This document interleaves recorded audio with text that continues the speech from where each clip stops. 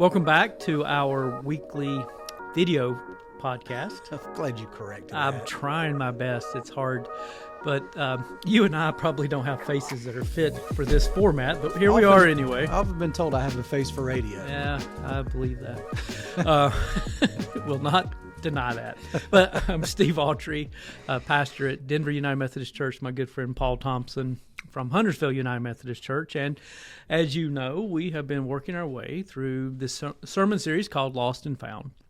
We have looked at all these parables that have to do with things being lost and then found. And it's interesting, as we've said before, the way we concentrate on the negative, we talk about things being lost. Well, ultimately, everything gets found, including this wayward son. And now we are on our third week of working our way through this parable. I think it's third week or is it fourth week? It's hard for me to keep up. It's at least four. Four, okay. We're at the point in the parable that the son has disrespected his father, taken his, not even his earnings, his inheritance, and gone off, wasted it. He's hit rock bottom after losing everything, and now he has come to himself, realizes, this isn't who I am or who I'm called to be, and even the servants, or the hired hands even, which would have been lower than the servants in my father's household, eat well. And so he decides to apologize, and he comes up with a game plan, right? Yeah, he is still in some ways like Jacob was in the Old Testament. He's still a conniving. He's still a scoundrel. He comes up with a plan and says, well, if I go home and say it just right, if I say it, and that's if kind I of say a this, dark and negative take on this. It is. And says that's something kind of about part your of my person. Yeah, it I started to does, say it does. that. So if I go home and I say it like this, maybe there's something good. I don't know. I mean, I could see that. I could see that, that I get that argument that he's maybe trying to find a way to manipulate the father. Or another way to think about it is maybe he's genuinely hit a place where this is who he is now.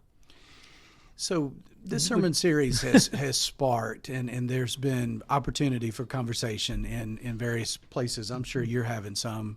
Courtney was just talking about, you guys are talking about it in staff meeting. I think, Steve, what this sermon series has done is it's allowed us space to recognize that we are at various times a wayward son, a wayward child. Right. At times we're a parent, just absolutely heartbroken over the decisions our children make. Right, and how we might have even influenced those decisions. Yeah. And then, best of all, it might get us thinking about, as you beautifully said at the very beginning of this, what is your image of God? And that image of God is everything. Mm-hmm. And in this particular case, as I can somehow, find myself relating to this young man, hungry, ready to go home, afraid in some respects. What am I going to say to Dad? Yeah. How am I going to climb back into the family when I have embarrassed myself, when I've embarrassed the family? Mm-hmm. What good can come out of this? And there is that moment where, man, I can just picture it. And psychologists will say, if a psychologist showed up at church, listened to one of my sermons, 5 of your sermons, they would be able to correctly diagnose the stuff we are dealing with, our daddy issues, our parent issues, our issues. And I can't help but think about that picture of the father sitting on the front porch. For me, he's rocking. Mm-hmm. Here comes this shadowy figure coming down the road. A little spark of recognition. Could it be? And then everything falls. Yeah. No pretense. Right. Loses all dignity, respect, loses every ounce of decorum. And here goes a father just absolutely abandoning himself, running after and finding this boy. And so I'm going to read the scripture for us and let those words tell the story, and then we'll come back and revisit it. So his plan is this, right? He says, how many of my father's hired hands have bread enough to spare, and here I am dying of hunger. And then here in your reading is his scheming, which is, it's fascinating. When you read Scripture, there are a lot of ways to come at it, right? And that's very possible. That's very possibly here. When I read it, I hear someone who's genuinely changed. Genuinely remorseful, if nothing else. Right. It could be, but we have our opportunity to hear it. He says, I will go to my father, and I will say, Father, I have sinned against heaven and before you. I am no longer worthy to be called your son. Treat me like one of your hired hands. So he set off and went to his father. But while he was still far off, his father saw him and was filled with compassion. He ran and put his arms around him and kissed him. Then the son said to him, Father, I have sinned against heaven, and before you I am no longer to be called your son.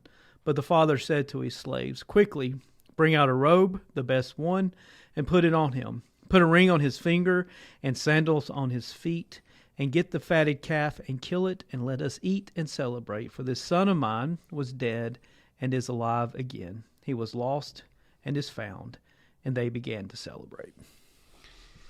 And again, that story reads us on so many levels. I can't help but wonder, on some respect, if the son was in some way, we're all manipulators, aren't we? Oh yeah. We're all about self-preservation. It reminds me of a story that Eugene Peterson told in some of his writings, and Eugene Peterson, who translated the Bible into the Message, but he's more than just a biblical translator. He's a writer, author. I mean, unfortunately, he passed away a couple of years ago. A great influence to a lot of people. But he said that he never truly believed in original sin until he became a dad. And then he began to see it, because he became very aware that even that baby as an infant found ways to manipulate, to get what they want. And we all learn those behaviors, and then we kind of become professionals at manipulating. We're always trying to make ourselves look good in the eyes of others so that we feel better about ourselves. I think that's part of the human condition. And this boy, I see myself, I see my children, I see others in them with that sense at which, man, I really messed up, and I feel bad about that. But do I feel bad enough about it to really change?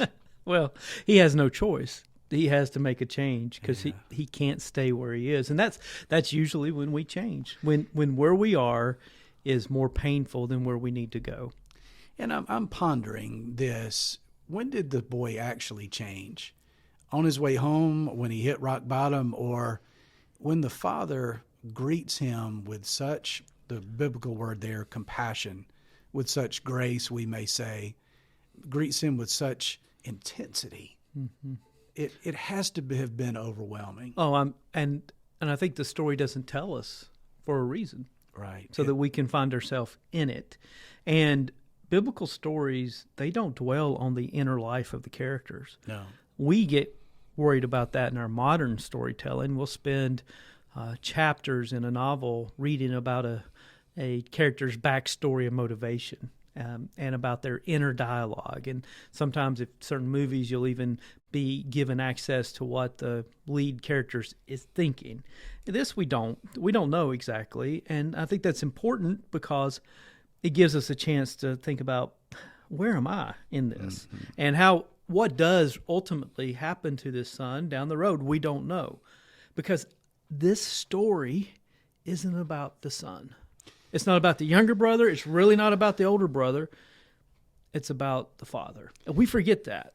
And putting it into the context way back at the beginning of the chapter, when Pharisees and the other religious people kept seeing Jesus eat with known sinners, mm-hmm. Not just the known sinners, the ones who we really knew what the bad stuff they did versus the other stuff we all hide. Yeah. And they were grumbling, because obviously they could not understand that this God in Jesus Christ would actually know these people, mm-hmm. and choose claim to them, eat with them, break bread with them, absolutely extend grace, love, hospitality.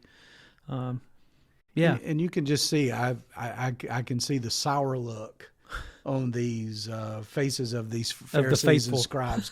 As Jesus tells this story, I can see them kind of scrunching their face up and crossing their arms like, "Well, you can't be telling us that Right. story." You can't, or don't you know you're in church? Shouldn't you be, what are you wearing? Yeah.